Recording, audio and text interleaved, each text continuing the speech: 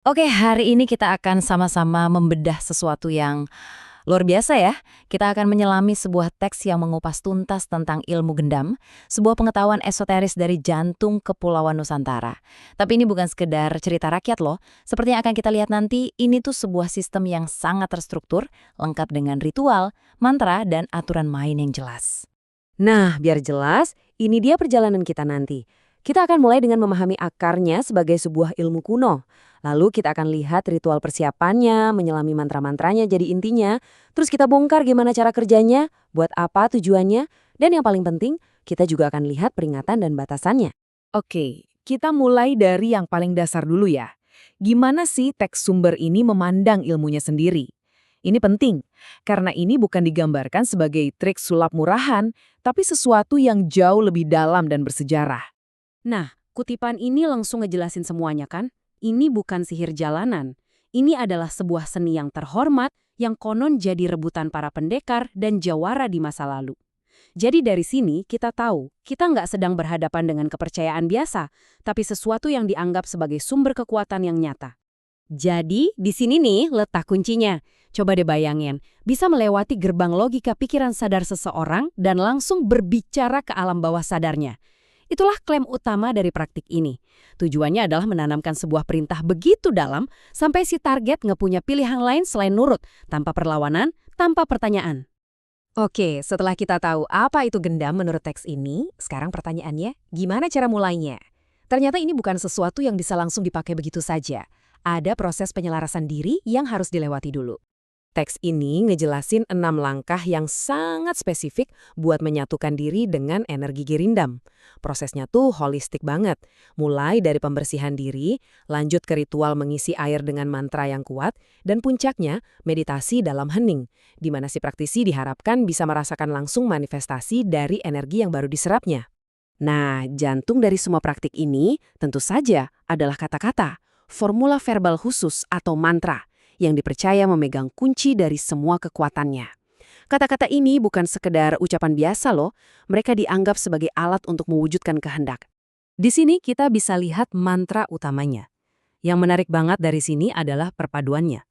Di satu sisi ada permohonan spiritual yang sepertinya berakar dari tradisi Islam, tapi di sisi lain ada pernyataan kekuatan pribadi yang sangat khas kepercayaan Jawa kuno yang animistis. Ini perpaduan yang kuat banget. Memohon pada kekuatan ilahi sambil pada saat yang sama menegaskan kekuatan diri sendiri. Dengerin deh bahasanya, ini bener-bener kuat dan blak-blakan ya. Suaraku menggetarkan jantung semua orang. Mereka kehilangan pikiran, pemikiran mereka jadi pendek, perasaan mereka mati. Tujuannya jelas banget, bukan untuk membujuk, tapi untuk sepenuhnya menaklukkan persepsi dan kemauan si target. Lantas, gimana caranya energi ini ditransfer dari si praktisi ke targetnya? Ternyata pengaruhnya nggak terjadi begitu saja di udara. Ada media-media perantara yang spesifik. Nah, di sini nih, yang kuno ketemu modern. Keren banget. Teks ini ngejelasin beberapa cara. Ada yang halus, kayak lewat kekuatan suara atau senyuman. Ada yang lebih direct, lewat tepukan di bahu atau jabat tangan.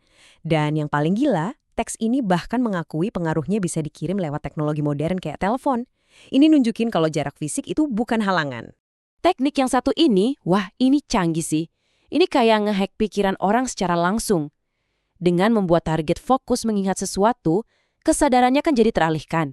Nah saat itulah celah terbuka, dan sugesti bisa langsung dimasukkan lewat tepukan dan perintah. Ini pada dasarnya adalah peretasan kognitif.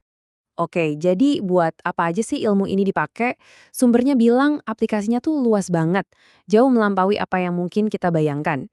Praktek ini disajikan benar-benar kayak paket lengkap ilmu gaib ya. Kegunaannya macam-macam, dari yang duniawi banget kayak buat menang negosiasi bisnis, sampai urusan asmara lewat pelet. Bahkan bisa juga buat mengisi benda mati, supaya jadi jimat yang kuat. Coba deh lihat ritual 7 hari buat menciptakan uang gendam ini. Ini bukan mantra yang dibaca sekali jadi. Ini adalah praktek yang butuh disiplin, fokus, dan pengulangan. Setiap langkahnya, dari kata-kata yang diucapkan sampai asap dupa, dirancang untuk secara sistematis menanamkan satu tujuan ke dalam sebuah objek fisik, yaitu untuk menarik kekayaan. Nah, ini bagian yang menurut saya paling menarik. Teks ini ternyata nggak cuma ngasih tahu cara, tapi juga ngasih peringatan yang jelas dan sadar akan batasannya sendiri. Ini menunjukkan adanya semacam kerangka etika dan pemahaman akan realitas. Peringatan ini yang sengaja ditekankan pakai huruf besar dan tanda seru itu penting banget. Ini nunjukin kalau penulisnya bukan cuma ngebagiin teknik, tapi juga sadar akan beban tanggung jawabnya. Ada pengakuan yang jelas soal potensi bahaya dari ilmu ini kalau jatuh ke tangan yang salah. Dan soal kegagalan, teks ini realistis banget. Ini bukan kekuatan yang maha kuasa. Dibilang dengan sangat jelas kalau gendam bisa patah sama orang yang punya kemauan lebih kuat, punya perlindungan spiritual, atau bahkan cuma dengan refleks menepuk balik. Dan sarannya kalau gagal, jangan maksa, jangan eskalasi. Sarannya simple banget, pergi. Ini pengakuan yang sangat membumi.